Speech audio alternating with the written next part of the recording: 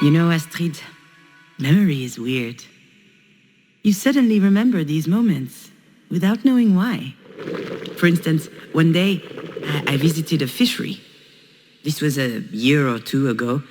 I was writing the script for a promotional documentary about lobsters, a freelance gig for the Agricultural Chamber of Brittany. Truly the crowning moment of my career. Although for real, I loved writing it.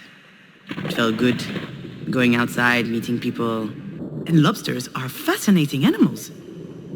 Shall I tell you what I remember? Female lobsters may lay over 100,000 eggs in their lifetime. They keep each clutch underneath their tails for several months. And when the eggs finally hatch, out come a profusion of larvae just a few millimeters long. Can you imagine? Over 100,000 tiny little Astrids. Lobsters have a chitinous exoskeleton, a durable and tensile material that protects them fully. This natural barrier is so strong that lobsters have no natural predators. In short, no one can mess with lobsters. Except humans, of course. Lobsters are a mystery to science because they don't age. Their cells replace themselves perfectly, which allows them to never stop growing throughout their lives. Everyone loves lobsters. Their exquisite and delicate flesh is prized by the finest gourmets.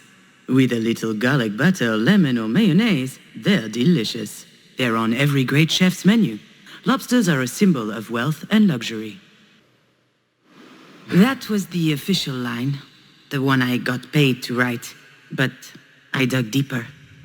You can call me a lot of things, but I'm nothing if not conscientious. I learned a lot about lobsters that the Agricultural Council wouldn't have approved of. Ugly truths we'd rather hide. Female lobsters may lay over 100,000 eggs in their lifetime, but few will reach adulthood. The larvae will be gobbled up by passing wildlife. The young ones will be poisoned by water pollution. Their livers filled with heavy metals and microplastics. And those who grow big enough will be plucked out of the sea by humans to end up on a fishmonger's stall. Lobsters have a chitinous exoskeleton, but sometimes they feel trapped in it, so they molt. They leave their shells behind and expose themselves. Until their skin hardens again, the world is full of predators. Carnivorous fish, other arthropods, and humans, of course. Because when they've just molted, when they're soft, lobsters are their tenderest and their tastiest. Lobsters don't age, but after a while their shells do, and if they can't make a new one, their current shell will wear out. It will split. Bacteria, fungi, and other diseases might seep in through these cracks, and then the lobster will rot from the inside. Everyone loves lobsters, but to truly love them, first you have to cook them, and to cook them, you have to kill them. There are two ways, traditional or modern. The traditional way is to chuck lobsters into boiling water, alive, and wait. Their flesh burns, the air bubbles beneath their shell expand and burst their organs. It's horrible. Lobsters don't want to die, but the people who love them don't care about that. All this to say, being fake, writing pretty lies, that doesn't bother me. Between my clerical work for Marie and those PR gigs, I learned to tune it out. No one wants to know what's in my head, but maybe you do? Everyone loves lobsters, and that love is what's killing them. If no one loved them, we'd let lobsters live happily at the cold bottom of the ocean. Lobsters don't need to be loved. Me neither, to be honest. Lobsters have a chitinous exoskeleton that limits their growth.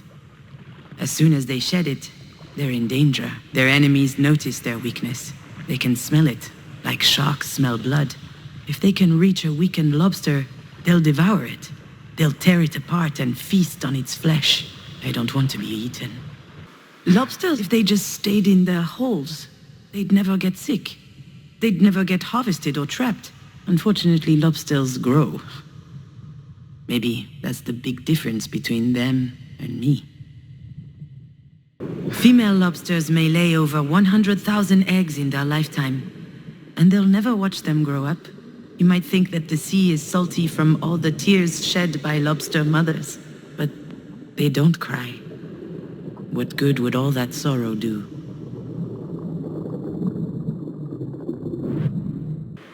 You know, Astrid, memory is weird. You suddenly remember these moments without knowing why, until you realize it's trying to teach you something crucial.